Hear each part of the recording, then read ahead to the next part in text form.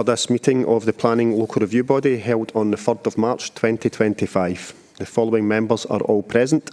Councillors Alec Allison, Jerry Convery, Colin Dewar, Gladys Ferguson-Miller, Cal Johnson-Dempsey, Leslie MacDonald, Richard Nelson, Norman Ray, Graham Scott and David Shearer.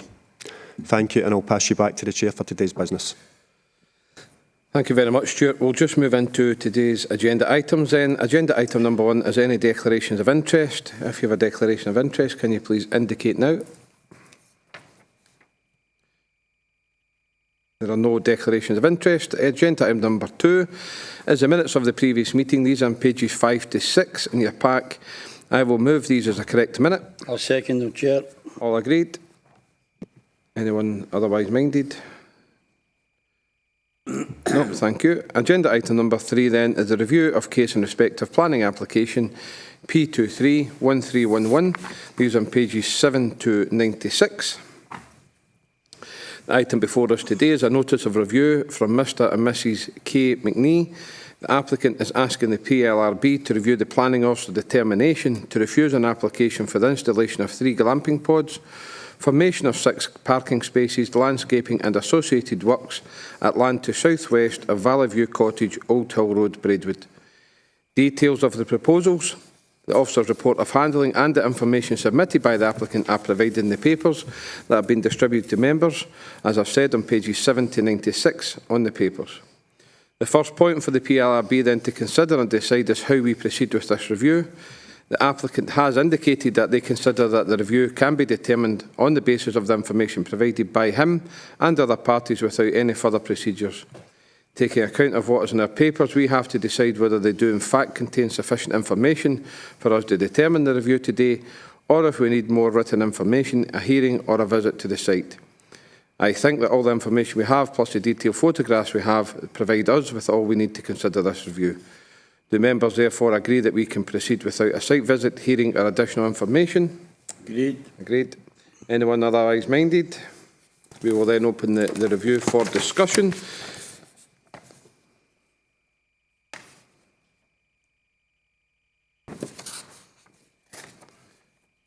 There's no discussion points then.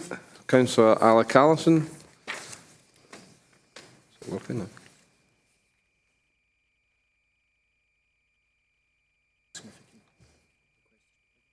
Councillor Allison, can you press again to request to speak?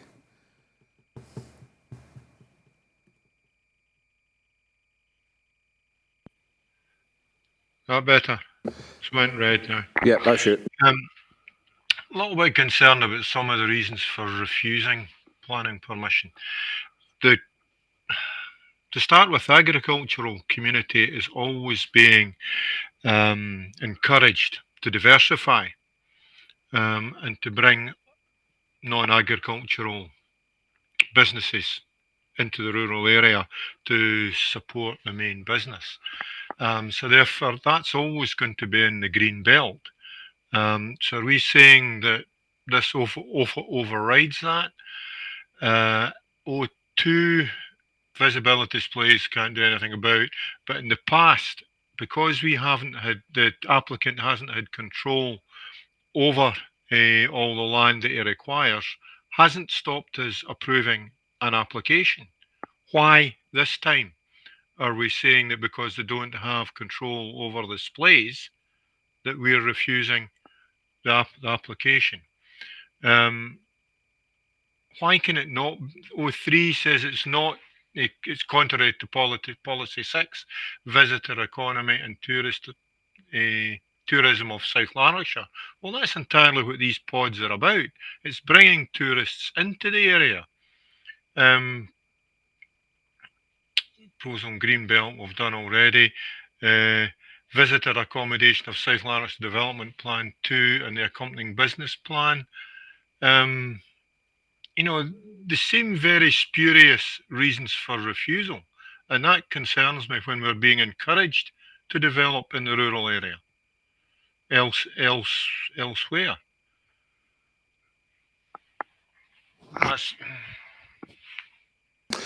I'll ask Tony just to confirm, Councillor Allison.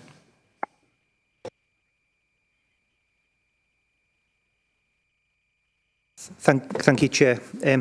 So this application, like others before us, it's been considered against the development plan, which is NPF 4, and also the council's own local development plan. I think in very broad terms, tourism within a countryside location is encouraged because of the benefits that can bring to the local economy and the visitor economy.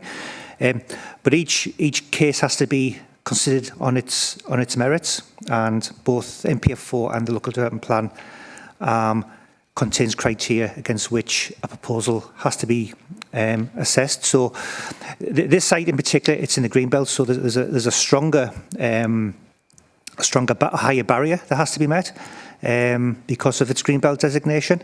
And the officer's report sets out the reasons why they consider the proposal is contrary to Greenbelt policy. I think that's fairly clear in there. I'd also point to, in terms of the business plan issue that was raised by Councillor Allison, policy GBRA2 of the local development plan does require a 5-year business plan to be submitted to demonstrate that there's a long-term future for a business in the rural area. Now, a document was submitted by the applicants, but in very broad terms, what's been provided doesn't quite meet doesn't meet at all in terms of the detail has to be provided when a business plan is required. So I think that's why the case officer has judged that case hasn't been made in this particular instance. And just finally, on the issue of the visibility displays, the report of handling mentions that there's been several other applications granted in this area, all with a condition requiring sightlines to be provided. And Roads' concern is they haven't. And in this particular case, if permission was approved here, the impact on road network because of the substandard visibility displays would be exacerbated. The applicant has submitted a letter from the adjoining landowner to say that they're happy for sightlines to be provided, but in planning terms that isn't enforceable. So if permission was granted, we would normally ask for a Section 75 agreement to make sure that was provided. And I think that's particularly important in this case because of the failure previously, not the applicant to be fair, but previous applicants haven't complied with that condition as they should have. Thank you, Tony. I think my understanding is that there has to be a clear locational need to be in the Greenbelt, Tony, and that doesn't fit within our policy in the Greenbelt, and there's no justification for that to happen. Is that correct?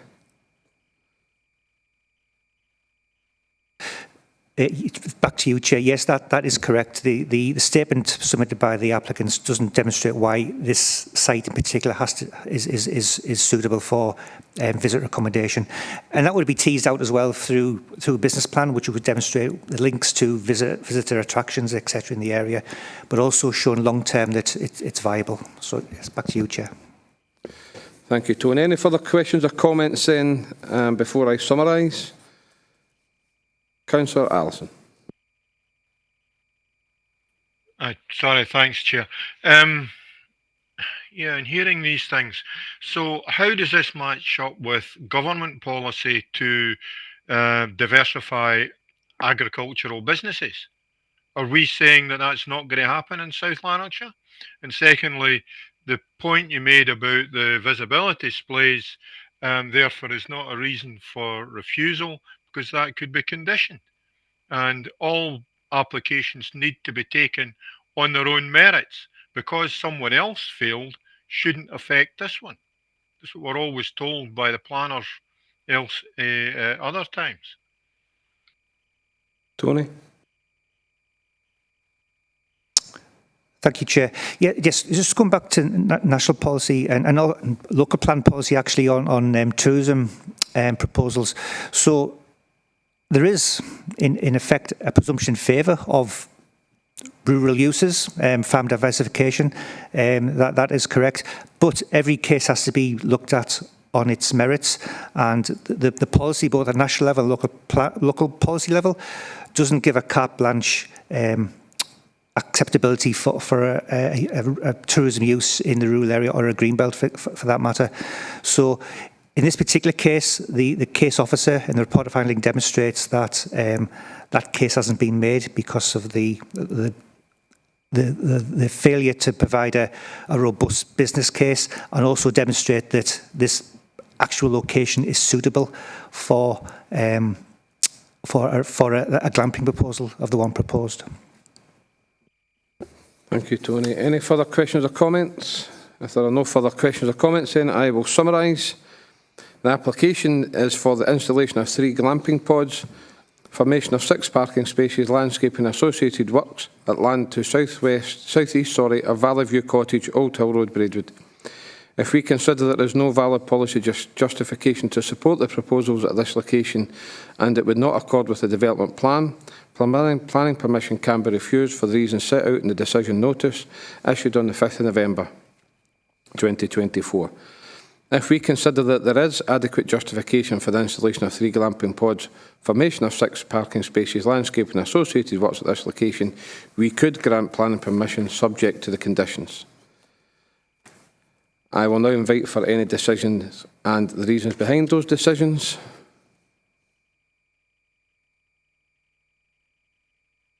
There are no decisions or reasons then. Are members minded to uphold the officer's decision to refuse the planning permission? Agreed? Agreed. Agreed. Is anyone otherwise minded? Therefore, the decision of this PLRB is to refuse planning permission for the reasons set out in the decision notice issued on the 5th of November 2024. The next stage is that a written decision notice will be issued by the PLRB, and this should be issued within 28 days. We'll then move on to agenda item number 4. And that's a review of case in respect to planning application P240697. These are on pages 97 to 290. The item before us today is a notice of review for Mr Bob Guy. The applicant is asking the PLRB to review the planning officer's determination to refuse an application for the erection of dwelling house, detached garage and associated works at Braidley Cottage, Scrockton Road, Douglas West. Details of the proposals, the officer's report of handling and the information submitted by the applicant are provided in the papers that have been distributed to members. The first point of the PLRB to consider and decide is how we proceed with this review. The applicant has indicated that they consider the review should be the subject of a site inspection before the review is determined. Taking account of what is in our papers, we have to decide whether they do in fact contain sufficient information for us to determine the review today, or if we need more written information, a hearing or a visit to the site. I think that all the information we have, plus the detailed photographs we have, provide us with all we need to consider this review today. Do the members therefore agree that we can proceed without a site visit, hearing or additional information? Agreed. Agreed. Anyone otherwise minded? No. Okay, we will then proceed to review, and I will open up now for any discussions or comments, please.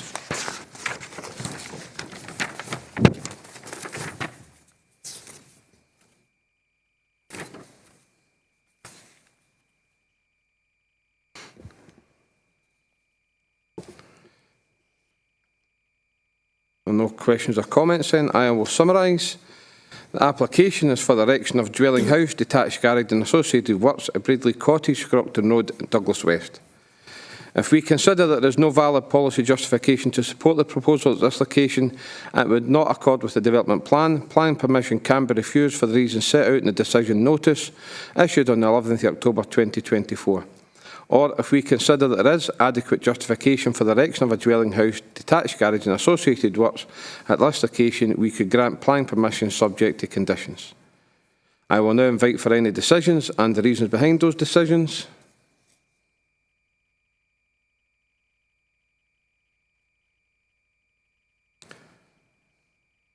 Are members then minded to uphold the officer's decision to refuse planning permission? Agreed? Agreed. Is anyone else otherwise minded?